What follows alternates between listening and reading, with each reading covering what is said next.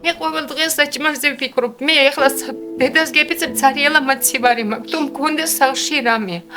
ყოველ დილით წამალი აქვს ამასაყიდელი. ამან რო წამალი რო არ მიიღოს, არ შევიძლება არავითი შემთხვევაში.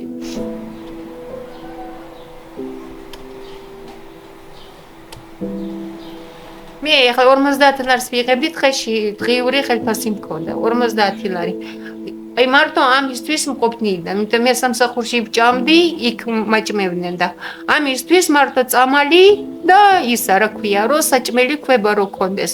იმიტომ ამანთყოფი რო არის, ამას უნდა ის ვიტამინი საჭიროა, რაღაცა ვიტამინი და წამლები. წამლები ძალიან ძვირიანია, ძალიან ძვირიანი წამლები. სამსახური და კვირაობაში ერთხელ მოდიოდა და მე არ დამტოვა, იმიტომ ხოლო საღამოთი ვერ გამოვიდოდა იმუნიდან. ძალიან მადლობელი ვიქნები და რამდენიც ხალხი შემიძლია დამეხმაროს და დიდი მადლობელი ვიქნები.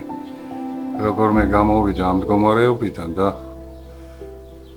არ ვიცი, ღმერთმა ჩვენი ფარველი იყოს, რომ სულ დაეხმაროს.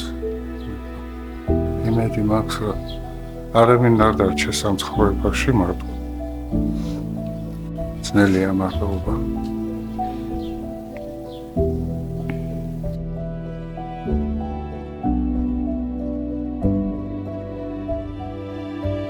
გადარიცხეთ ნებისმიერი თანხა ჩერნოვეცკის ფონდის ოფიციალური საიტის მეშვეობით.